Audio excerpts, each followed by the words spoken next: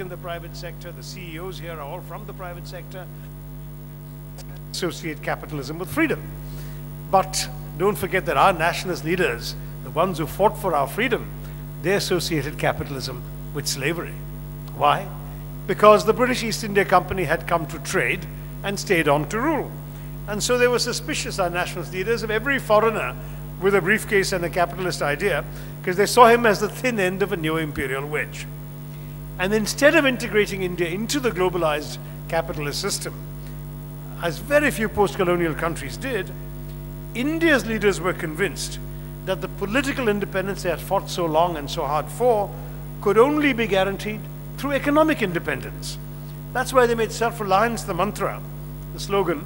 The protectionist barriers went up, and India, as we know, spent 4.5 decades with bureaucrats rather than businessmen on the commanding heights of the economy, spending a good part of this time with the best intentions in the world in subsidizing unproductivity, in regulating stagnation, and in trying to distribute poverty. Which only goes to show that one of the lessons you learn from history is that history can sometimes teach you the wrong lessons. Anyway, I don't want to belabor this point, but we have moved on from there.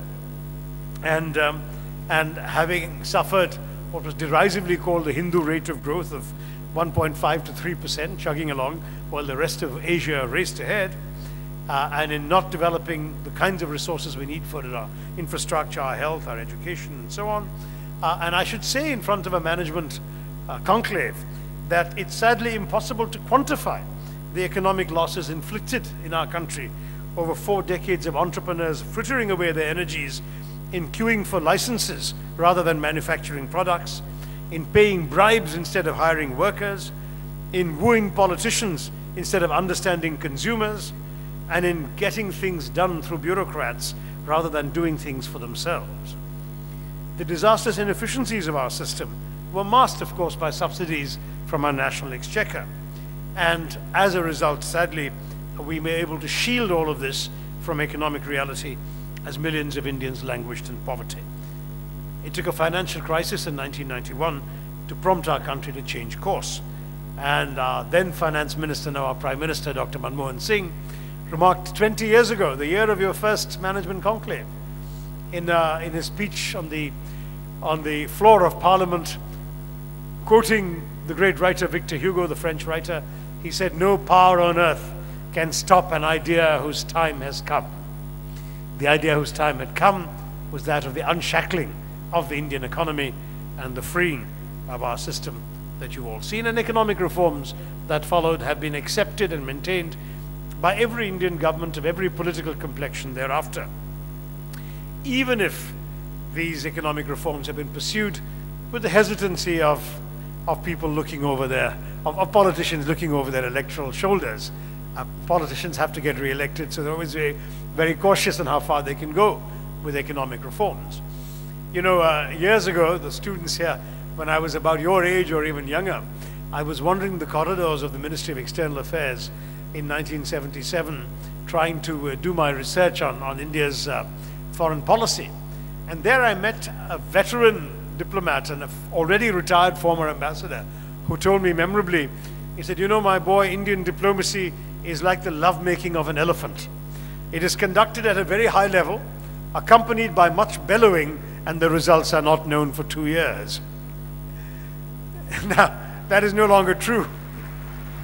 No longer true of Indian diplomacy, I can assure you, because Indian diplomacy has become much more sprightly since then.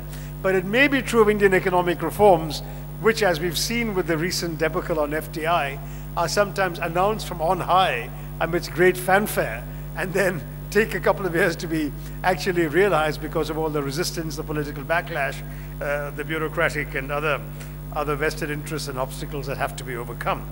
But it's clear that change has happened and will continue to happen. In fact, in the last 20 years, we have pulled more people out of poverty than in the previous 45. We don't often acknowledge this. Our left keeps saying the rich have become richer and the poor have become poorer. It's actually not true. The rich have become richer, no question about it.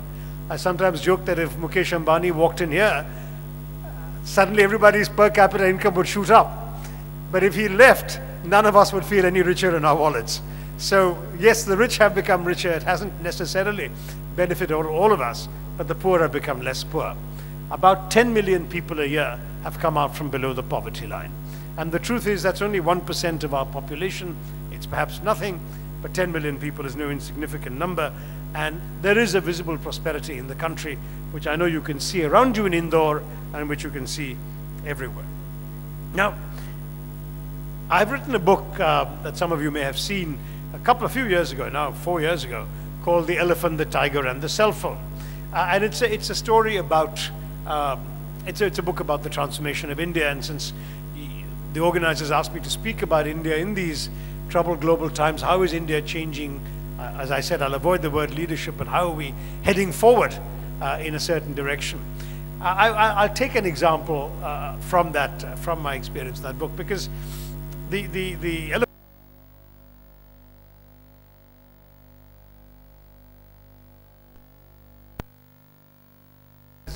like an elephant, a sort of large, ponderous, slow-moving beast, you know, mired in mud, covered in dust and flies, slow to move, slow to change, which somehow in recent years appears to be acquiring the stripes of a sinewy, lithe and agile tiger. But then where does the cell phone come in, you may ask? Well, to me, the cell phone is the instrument, the mobile phone, is the instrument that most epitomizes for me this change. Now, why do I say this? When I was your age, as I said, the age of, and somewhat younger than many of the kids in this room today, or to be more exact, when I was 19, I left India to go to graduate study in the United States in 1975. And at that time, we had 600 million people in India, okay, half our present population. But the entire country had only 2 million landline telephones. 2 million landline telephones. In fact, getting a telephone was so difficult that unless you were a very successful business person, or a government official, or a journalist, or somebody equally influential, a doctor, you might not ever get a phone. You may just sit on a waiting list for years to get one. So rare were telephones that every elected MP had the right to allocate 15 telephone connections to whomever they deemed worthy. But if you got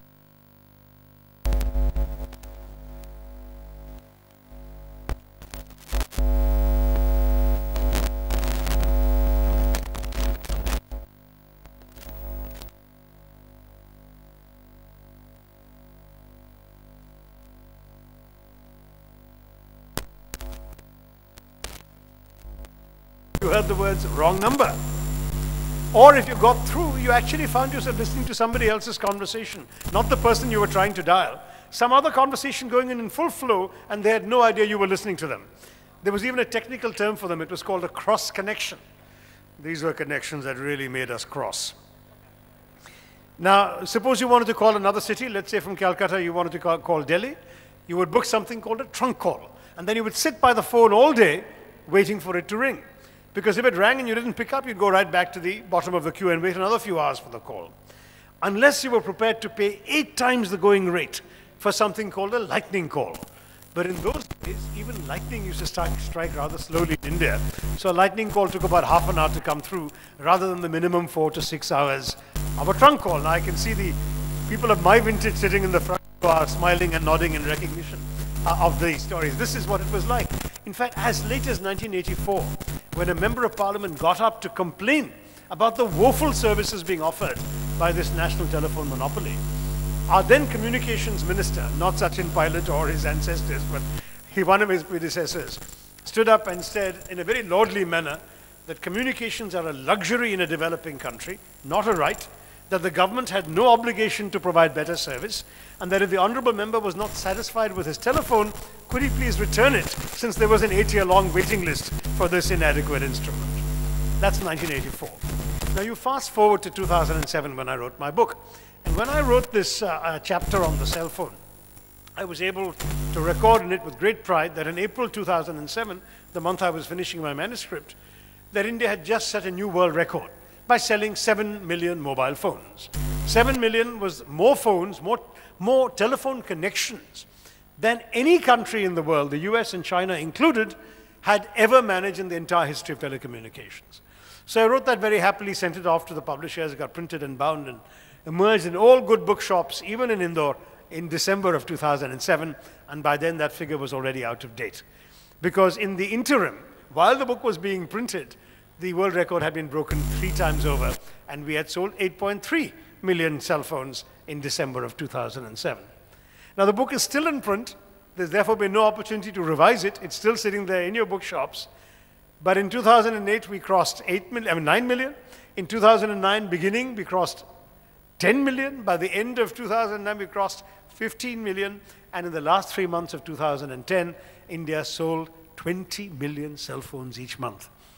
That is 10 times the number of any telephone connections than the entire country had when I went off to study in America.